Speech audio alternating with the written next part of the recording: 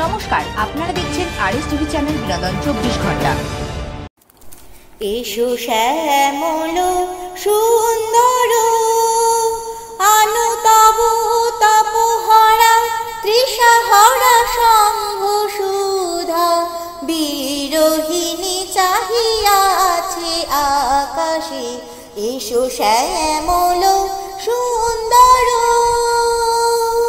এসো শ্যামল সুন্দর আলো তব তপহরা তৃষাহরা শম্ভ সুধা বিরোহিণী চাহিয়াছে আকাশে। এসো শ্যামল সুন্দর, এসো শ্যামল সুন্দর। আজ বাংলার 25শে বৈশাখ, রবীন্দ্র জয়ন্তী। তাই আরএস টিভি লাইভ ও ডক্টর রাজা শাস্ত্রীর পক্ষ থেকে আপনাদের সকল দর্শক বন্ধুদের রবীন্দ্র জয়ন্তীর প্রীতি, শুভেচ্ছা ও আন্তরিক অভিনন্দন জানিয়ে আজকের একটি বিশেষ ভিডিও শুরু করছি। রবীন্দ্রনাথ ঠাকুর আমাদের সকলেরই পরিচিত, খুবই কাছের মানুষ। তাই আমাদের বিশ্বকবি রবীন্দ্রনাথ ঠাকুরের জন্মতিথি উপলক্ষে রবীন্দ্র জয়ন্তী পালন করা হয়ে থাকে।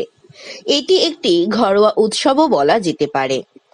আমাদের কাছে রবীন্দ্র জয়ন্তী অথবা 25শে বৈশাখ বাঙালি জাতির কাছে একটি অন্যতম গুরুত্বপূর্ণ সাংস্কৃতিক অনুষ্ঠান। প্রতি বছর বৈশাখ মাসের 25 তারিখে রবীন্দ্রনাথ ঠাকুরের জন্ম জয়ন্তী পালন করা হয়। ভারতবর্ষের পশ্চিমবঙ্গ সহ অন্যান্য রাজ্য এবং বাংলাদেশে ও বাঙালির অধ্যুষিত অঞ্চলেও বিপুল উদ্দীপনার সাথে এই উৎসব পালন হয়ে থাকে। বহির্বিশ্বে বসবাসকারী বাঙালিরাও এই উৎসব পালন করে থাকেন মহাসমারোহে। পশ্চিমবঙ্গে এই দিনটি রাষ্ট্রীয় ছুটির দিন হিসেবে পালিত হয়ে থাকে। রবীন্দ্র জয়ন্তী উৎসব উদযাপনের অঙ্গ হল রবীন্দ্র সঙ্গীতানুষ্ঠান, নৃত্যানুষ্ঠান, রবীন্দ্র নাট্যাভিনয়, রবীন্দ্র রচনা পাঠ ও নানাবিধ সাংস্কৃতিক অনুষ্ঠান। পশ্চিমবঙ্গে রবীন্দ্র জয়ন্তীর প্রধান অনুষ্ঠানগুলি আয়োজিত হয় কলকাতায় অবস্থিত কবিগুরুর জন্মস্থান জোড়াসাঁকোর ঠাকুরবাড়ি ও রবীন্দ্র সদন এবং শান্তিনিকেতনে। বাংলাদেশে সর্বত্র ছোট বড় নানা রকম অনুষ্ঠানের মধ্যে দিয়েই রবীন্দ্র জয়ন্তী উদযাপিত হয়। এছাড়াও শিলাইদহ কুঠিবাড়ি ঘিরে একটি অনুষ্ঠানের আয়োজন করা হয় প্রতি বছর। সকল শিক্ষা প্রতিষ্ঠানের বিশেষ আয়োজন করা হয় এই 25শে বৈশাখ দিনটিতে। রেডিও এবং টেলিভিশনে সারা দিনব্যাপী প্রচার করা হয় বিশেষ অনুষ্ঠানের। ঢাকা এবং চট্টগ্রামে আয়োজন করা হয় রবীন্দ্র মেলার।